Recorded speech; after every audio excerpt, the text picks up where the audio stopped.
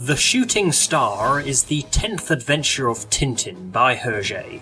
It was first released weekly between October 1941 and May 1942. 49 years after it was published, the comic was adapted into an episode of the 1991 television series of The Adventures of Tintin. While 18 of Hergé's stories were animated into two 20-minute episodes, The Shooting Star was one of 3 Tintin tales that was condensed down to one 20-minute episode. Thus, multiple filler moments and funny bits to pad and add to the fun of the 62-page comic were not added to the adaptation. Anyway, how faithful was this adaptation? Let's spot the differences. One hot night in Belgium, Tintin and Snowy notice a star in the sky that appears to be getting larger by the minute, and so they go to the local observatory to investigate. A bald mustachioed man refuses to let Tintin in, and so he tricks him into going outside so he can go inside. In the adaptation, nobody answers the door, but as it is unlocked, Tintin lets himself in. Also, the no entry sign is replaced with a star sign. Judgment! A judgment, yay! Excuse me? A judgment, whoa! The director of the observatory, Professor Decimus Fossil, tells Tintin that the growing star is a meteorite fireball and will collide with the Earth at precisely 8 a.m. The planet and its human race was given a little bit more time to live in the comic, as the precise time of impact was calculated to be 12.5 minutes past 8 a.m. Professor, you must have made a mistake. I have not made a mistake. My calculations are correct. Oh dear, oh dear. Tintin returns to his flat and falls asleep in his chair, woken by Professor Philippolus, a colleague of Professor Fossil, who has gone mad and has been ranting about Judgment Day. After being shown a poster of a huge spider, Tintin wakes up, just in time for the end of the world. He opens his eyes to find the world has been shaken, not ended.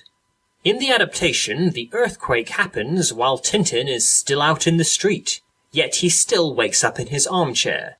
It is therefore less clear at what point our hero took a trip to Slumberville. Did he sleepwalk back home after a brief encounter with Philippolus the Prophet, who was not given a name in the episode? Did he dream he saw fleeing rats, bursting tires, and melting tarmac? All my calculations were wrong. But something happened out there. Oh, only a small piece of the meteorite hit us. The rest passed by. What a disappointment. As a chunk of the meteorite has landed in the Arctic Ocean, Tintin and the Professor propose an expedition to find it.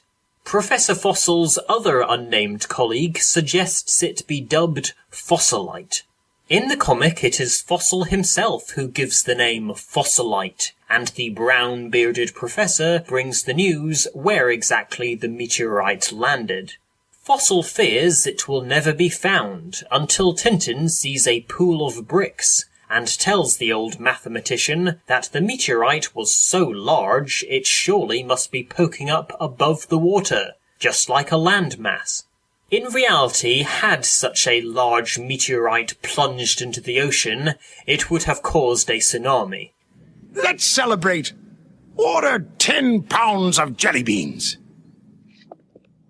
The largest section of the comic, not included, lasts 8 pages.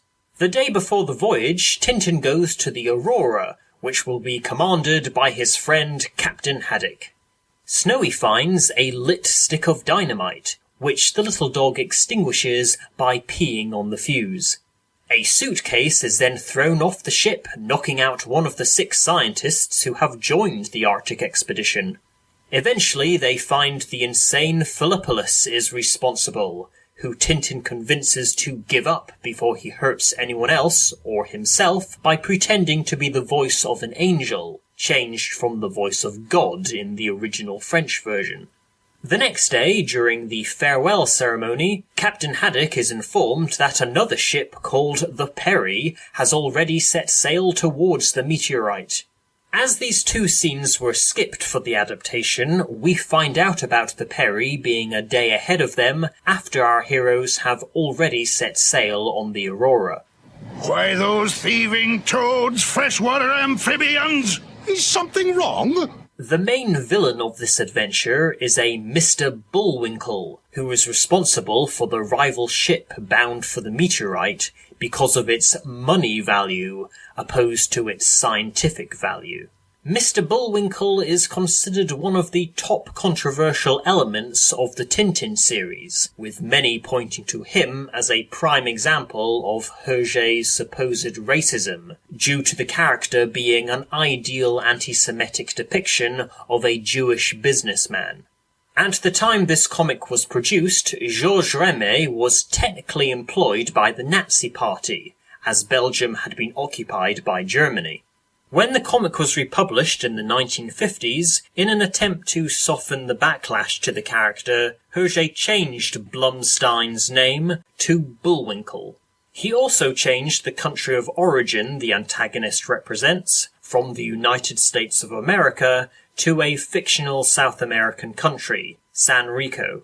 Bullwinkle was not given a name in the adaptation, but he looks just as nosy as Hergé drew him. We're taking a big financial risk, but I assure you, I have taken precautions. The Aurora will not reach the meteorite. A few days after nearly being sunk by another vessel, hired by Bullwinkle, the Aurora docks at a port in Iceland to refuel. But Haddock is informed by a Mr. Smithers that the only oil agency in the country has run out of oil. Outside, he bumps into an old shipmate, Captain Chester, who claims he knows Golden Oil still has plenty in stock, as he has just arranged for his ship to be topped up.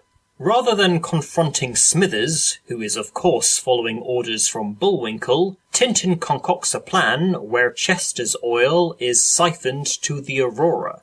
This 4-page scene was not added to the adaptation. Also in the episode, the Aurora is struck by the SS Godzilla, but luckily only the ship's stern is dented. Good morning, Tintin. Don't you just hate this ice? Tintin is flown from the ship to try and sight the meteorite. 2 hours later, they sight it, or rather he and the pilot see a large column of vapour, caused by the heat of the meteorite steaming the icy sea. Tintin also spots the Perry. Our heroes are tricked into diverting their course in favour of answering a distress call from another ship. By contacting a shipping registry office via radio, within a few hours Tintin learns that the SOS they received was fake. In the comic, the incomplete name of the supposedly sinking ship began with the letters CIT, and Tintin worked all night with the Aurora's radio operator to uncover that there is no ship beginning with CIT on record. In the adaptation, the first 3 letters were changed to VIL, and rather than not existing at all, it is said that no ship of that name is scheduled to be located in the Arctic Ocean. Blistering barnacles! Knowing they now have no chance to beat the Perry to the meteorite by sea, Tintin travels ahead in the seaplane and parachutes out, landing seconds before their rival crew touches the large rock from outer space. In the episode, Tintin brings Snowy along for the ride, but in the comic he tells his little furry companion to stay behind, only for the dog to leap onto the seaplane's wing just as Tintin flies off. Have you gone crazy, Frank? Not a crazed gunman, Dad. I'm an assassin. Haddock contacts the pilot to tell him that due to engine trouble, the Aurora won't reach the island for 3 days. Tintin decides to stay and guard the meteorite until they arrive, and so the pilot gives him his lunchbox, containing an apple maggot and a spider. With absolutely nothing else to do on this alien rock, our hero goes to sleep, using the parachute for a blanket. In the adaptation, the Aurora's time of arrival is only 3 hours, and no reason is said why Tintin shouldn't just go back with the pilot rather than wait for the ship. The meteorite starts to grow enormous mushrooms at a tremendous speed, then popping into vapour. An apple tree from the apple core tintinate sprouts up within minutes. The maggot has turned into a butterfly bigger than Snowy, and as Philopolus prophesied, Tintin is confronted by a giant spider. He is saved by the apple tree, but in the comic he is also knocked out by the apple tree. The Rockberg begins to shake, rattle, and sink. Fortunately, the unnamed pilot returns, presumably to make sure the young reporter, nay explorer, is safe after a night on the rocks. But in the adaptation, he has only been gone for a few minutes.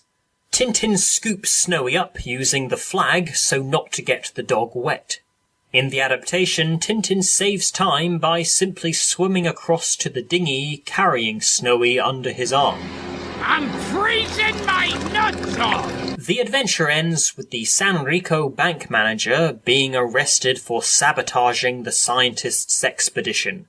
In the comic, Bullwinkle is seen sweating over the news that his attempts to stop the expedition have been reported to the police. I brought back a piece of the meteorite. Look out!